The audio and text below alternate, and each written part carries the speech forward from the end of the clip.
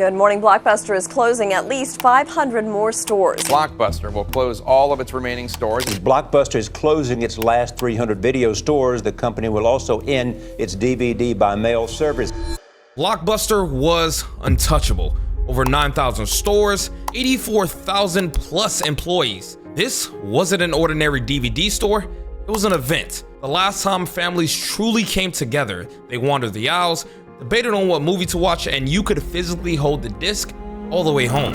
Do you have any children's videos? Sure, BlockBuster is America's family video store. You know, we have more quality kids videos than any place else. More movies, more nights, more fun. It was a cultural phenomenon. Just like that, it was gone.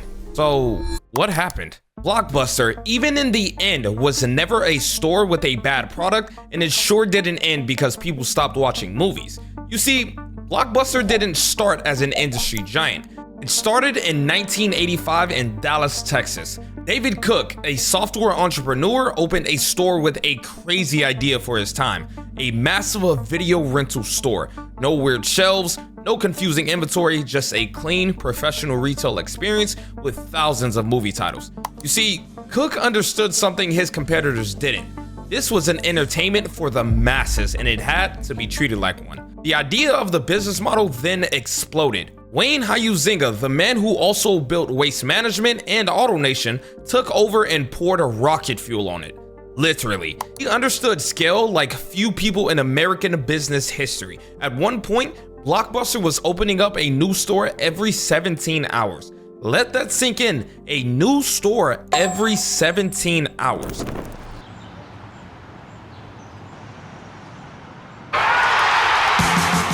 So imagine this, you walked in and the first thing that hit you was the smell. That specific combination of popcorn and plastic DVD cases and carpet that had seen 1,000 Friday nights before yours. The new releases were lined up along the wall at the front, those big cardboard boxes with movie posters on them, one copy per title. If the movie you wanted wasn't already rented out, you stood there for a second just staring at the empty slot like maybe it would reappear if you waited long enough. It was because of this that he was one of the best businessmen of his time. The model was simple yet genius.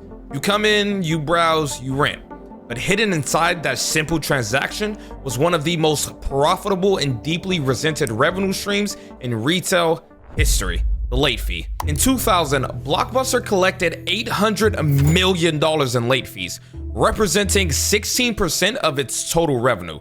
That's not a side hustle, that's the business. But unfortunately for BlockBusters, customers hated it. You'd be charged $4.99 for returning a movie 1 day late. Heck, I even bet 1 hour late, and this is where one of BlockBuster's biggest mistakes started to happen. In 1997, a man named Reed Hastings reportedly got hit with a $40 late fee on a copy of Apollo 13 he'd returned overdue. A story he told repeatedly to explain why he started Netflix. Netflix's co-founder, Mark Randolph, later described the Apollo 13 tale as a convenient way to explain why they created the company, saying the real story was more gradual, born from the pair wanting to build the Amazon of something. Whether or not that's true, what is true is what they built: a DVD by mail service with a flat monthly fee, no due dates, and no late fees. It was a direct fix to the second thing BlockBuster's customers hated the most, that being the late fee, and the first thing being the fact that you're not subscribed to Business HQ. So hit that subscribe button. These are the details that make BlockBuster's collapse so much more than a business story, because what died when those stores closed wasn't just a retail chain. It was a shared cultural phenomenon that an entire generation used to process the biggest movies of their lives. When Titanic came to BlockBuster, your whole neighborhood was watching Titanic that week. When Jurassic Park hit the shelves, every kid you knew was begging their parents to rent it and buy them toys. There was this sort of quality to the BlockBuster era that streaming had never been able to replicate, even to this day, because streaming is infinite and individual, and BlockBuster was finite and shared. Now, BlockBuster, to their credit, they noticed, but unfortunately, they were already marked for doom because of what happens next. In the early 2000s, Netflix was struggling. The company was burning cash, and Reed Hastings flew to BlockBuster's headquarters in Dallas to propose a deal. BlockBuster would acquire Netflix for $50 million, and Netflix would run BlockBuster's online operations. It was, in retrospect, the biggest deal of the century. John Antioco, BlockBuster CEO, made a huge mistake and declined. He deemed Netflix a niche business and said the dot-com hysteria was overblown. We all know what Netflix is worth today, and BlockBuster rejected it for only $50 million. Making that decision didn't just cost them money though, it cost them their longevity and revealed the truth about BlockBuster's leadership, that they felt they were too big to fail and refused to adapt the business model that gave them their success. But pause, hold on. Let's not pretend it was one meeting that killed BlockBuster, because that's just not the truth. The real fall was slower and far more avoidable. In the early 2000s, Viacom, the media giant who owned BlockBuster, was using it as a cash cow rather than investing in its future. Corporate took the profits instead of investing it back into innovation. So while BlockBuster had the brand, the loyal customers, and the physical footprint needed to pivot, the money needed to actually do it just kept going to the wrong place. Then came 2004. The CEO of BlockBuster finally woke up. He launched BlockBuster Online, a direct to Netflix competitor, and he did something massive. He eliminated the late fees. Finally, this is it. These were the right moves and the data was proving it. The website was growing fast. Customers who had been upset over the fees were coming back. By the final quarter of 2006, BlockBuster's total subscriber base was growing faster than Netflix's. They were closing the gap. Netflix, for the first time, was genuinely scared. And that is when BlockBuster's board lost their minds. Carl Icahn, the investor who had gained a large stake in the company, pushed back hard on the strategy. Eliminating late fees and launching the online service had cost roughly $400 million to implement, and as earnings turned to losses, the stock took a beating and the board started to panic. Icahn led the ouster of John Antioco and installed Jim Keyes, the former CEO of 7-Eleven, in 2007. Keyes doubled down on physical retail right at the moment the entire world was moving in the opposite direction. The internet. The timing could not have been worse. In the year Keyes took over, Netflix had already begun streaming video over the internet. The DVD was becoming a transitional technology. The battleground had shifted from mailboxes to broadband connections, and BlockBuster was arguing about shelf placement. Keyes wasn't a man wrestling with doubt, he was a man of conviction. In a 2008 interview with A Motley Fool, he stated plainly, neither Redbox nor Netflix are even on the radar screen in terms of competition. Then 2 years later, BlockBuster was bankrupt. Good morning. BlockBuster is closing at least 500 more stores. The nation's largest movie rental chain also exploring ways to restructure almost $1 billion in debt.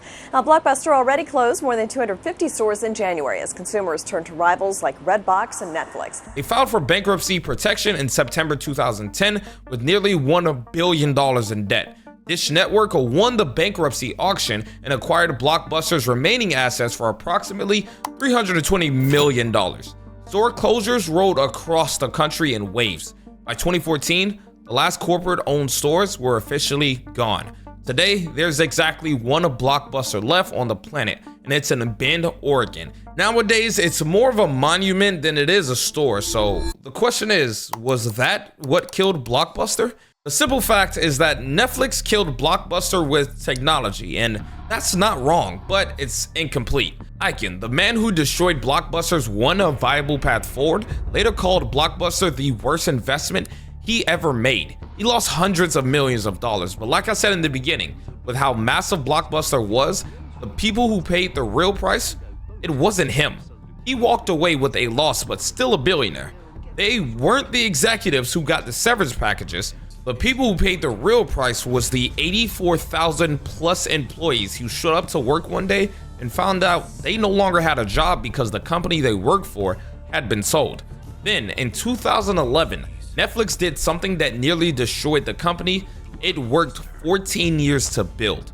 They decided to split the DVD by mail service from streaming service and charge separately for both, effectively raising prices by 60% for customers who used both. Netflix lost 800,000 subscribers in a single quarter. Their stock dropped nearly 80% from its peak. But here's what Netflix did after the near-death experience that separated them from BlockBuster.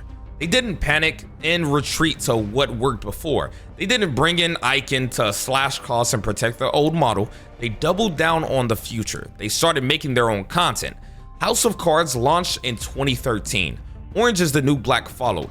And suddenly, Netflix wasn't just a cheaper, more convenient way to watch the same movies and TV shows. It was the only place you could watch content people were actually talking about at work or school. That shift from distributor to creator was the move that made Netflix truly unconquerable. Because you can copy a delivery mechanism. You can't copy a library of exclusive content that people will pay specifically to access. BlockBuster could have theoretically built a streaming platform, but they couldn't have built Stranger Things. They couldn't have built Netflix's most successful library. BlockBuster and Netflix faced the same challenges at almost the same time. Both of them had to figure out how to navigate a business model that was being disrupted by technology. Both of them had internal disagreements about how aggressive to be. Both of them at various points were genuinely close to failure. The difference wasn't intelligence. The executives at BlockBuster weren't stupid people. The difference was what each company chose to protect. BlockBuster chose to protect its revenue. Netflix chose to protect its customers.